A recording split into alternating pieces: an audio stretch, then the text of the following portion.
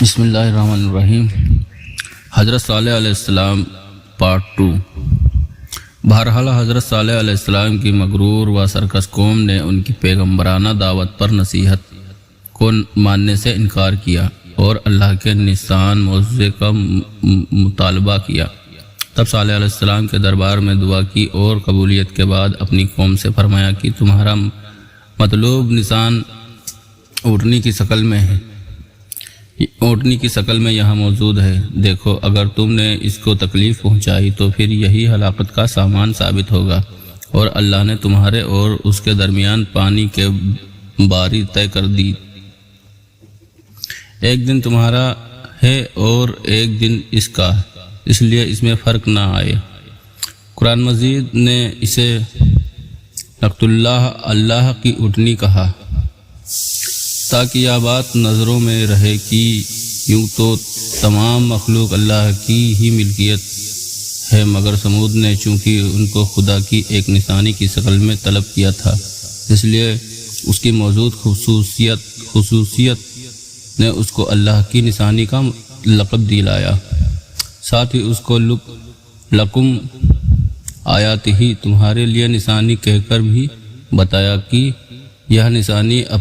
اپنے بھیتر خاص اہمیت رکھتی ہے، لیکن بدقسمت قوم سمود زیادہ دیر تک اس کو برداشت نہ کر سکی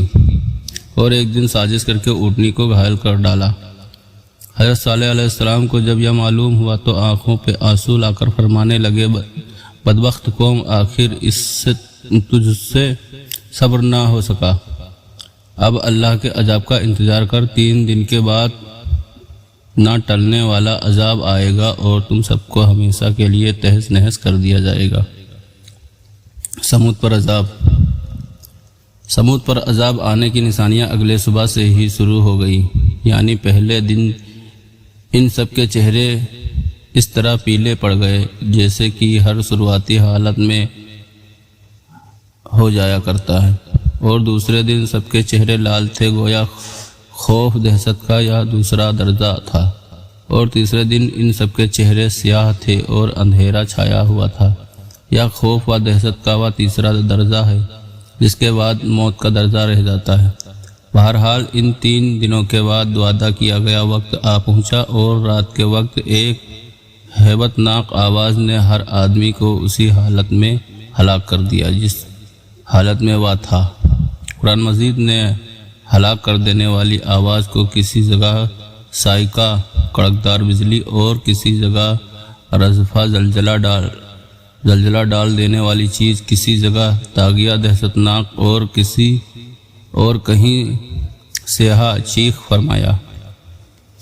ایک طرف سمود پر یہ عذاب آیا اور ان کی بستیوں کو تباہ و برباد کر کے سرکشوں کی سرکشی اور گھمنڈیوں کا انجام ظاہر ہوا، جبکہ دوسری اور حضرت صالح علیہ السلام اور ان کی پیروی کرنے والے مسلمانوں کو اللہ نے اپنی حفاظت میں لے لیا اور ان کو اس عذاب سے محفوظ رکھا۔ کچھ عبرتیں، اللہ کی سنت یہی ہے، مگر اللہ کی اس سنت سے نبی اکرم صلی اللہ علیہ وسلم کی رسالت کا پیغام الگ ہے، اس لیے کہ آپ نے صاف کہا کہ میں نے اللہ سے دعا مانگی کہ وہ میری امت دعوت ہو یا امت اجابت میں عذاب مسلط نہ فرمائے، اور اللہ تعالیٰ نے میری دعا قبول فرما لی۔ قرآن مجید نے اس کی تصدیق اس طرح کی، اے رسول، اس حال میں کہ آپ ان میں موجود ہیں، اللہ تعالیٰ ان کافروں پر عذاب مسلط نہ کرے گا، لیکن جو قوم اپنے نبی سے اس وعدے پر نشان طلب کرے کہ اگر ان کا مطلوب نشان ظاہر ہو گیا تو یہ ضرور ایمان لائیں گے، پھر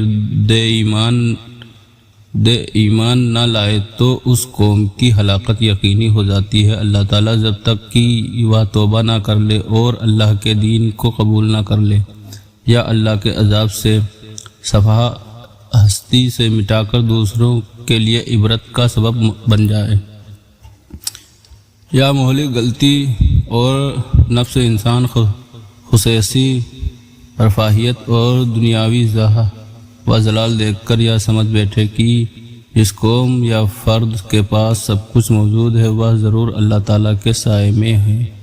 اور ان کی خوش ایسی اللہ کی خوشنودی کی نشانی ہے۔ جزاک اللہ۔